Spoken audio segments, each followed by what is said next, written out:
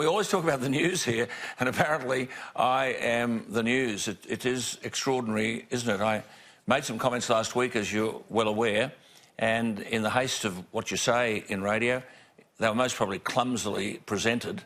My old man used to talk about, you know, putting a sock in it and so on. I thought that is actually what I said. When I found out that's what I didn't say, I immediately apologised and wrote to Jacinda Ardern, and to be fair to her, she, I thought, has responded. Her office were in touch with me.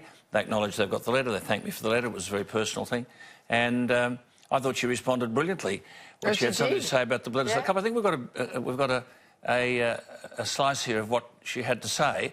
This is Jacinda Ardern, which I think is a rather clever response given the fact that we got hammered in the Bledisloe Cup on Saturday. This is the Prime Minister. I don't have an opinion on every single person who says something about me, and particularly given this is an Australian commentator. We've got enough of our own to occupy my time without me having to jump into something that an Aussie says. Yes, I understand that he, of course, used to, of course, be closely linked to the Wallabies. So let's just say I think that revenge is best served through a Bledisloe Cup. I think that's a rather nice comment, except the closely associated with the Wallabies. Jacinda, we actually did win there in 1986, I have to tell you. But nonetheless, some of the stuff's pretty rough. Yeah, look, when I listened to your comments, I actually took it as stick a sock in it, and I didn't realise myself till I went back and looked at all the Twitter war and everything that went around it, that it was different than that. You jumped on it, apologised, wrote to her, which is a big move. I am still waiting for many apologies from terrible journalists that had a crack at me during my time as the Chief of Staff. In fact, there was a terrible dinner in the Great Hall of Parliament attended by most of the Labor frontbench, and I was the butt of a comedian unionist's joke. I'm still waiting for an apology or anyone to say anything about that. And yes, Alan, it's right to apologise to her, and she was very gracious with her remarks then. But this is such a double standard, this stuff. This is such a double standard. The left can say what they like, and the right, well, they'll be held to pay. Well, there are 2 points. We don't want to dwell on it, and I don't pump up my tyres, but this misogynistic stuff, something about the way I treat women, I make this very serious comment. I'm happy to stack my record up against anybody's, and I'm not going to mention names, but only last week we had Marlene on here, and Marlene had written to me and said that she could no longer work on the farm. She couldn't afford to. The drought had overtaken her.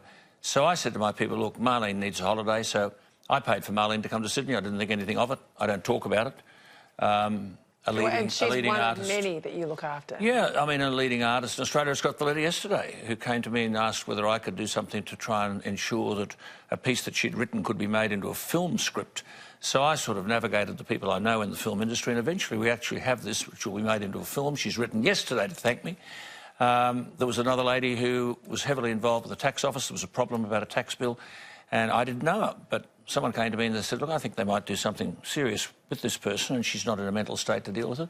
So I paid the tax bill. I mean, I've never talked about this, but I really resent this notion that there's something misogynistic about all of this and that I have a problem with women, and I'd stack my record up against that of anybody. I mean, Alan, I have got a good nose for misogyny, let me tell you.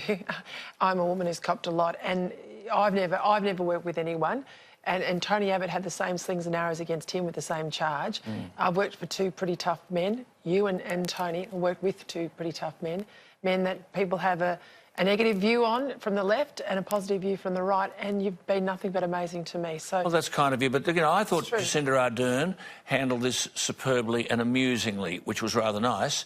I made the comment that there have been terrible things said about you as recently as last weekend, and Miranda Devine was in touch with me from New York. She's been called a C by people, and there's never been an apology or any objection to that. Rita Panay, who's on this program, Janet Albrechtson, these Coppet.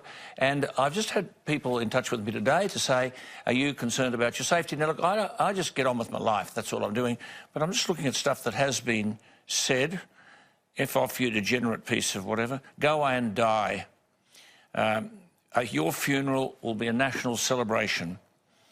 You're a piece of, I won't repeat it, and I hope you have a stroke soon. I hope you die a painful death. That apparently is okay.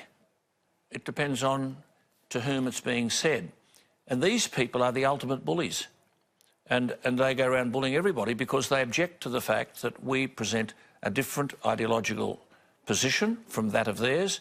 I mean, climate change is tied up in all of this. Absolutely. And that was what led to the comments that I was making, because those Pacific Island people were trying to virtually extort Well, money. I had the same comments, very tough comments against Ardern and her position for most of last week as I watched the events unfold. I mean, live TV, live radio, sometimes the expression can come out not the way you like it. It happens to me. I'm just really new at this. You're the master broadcaster.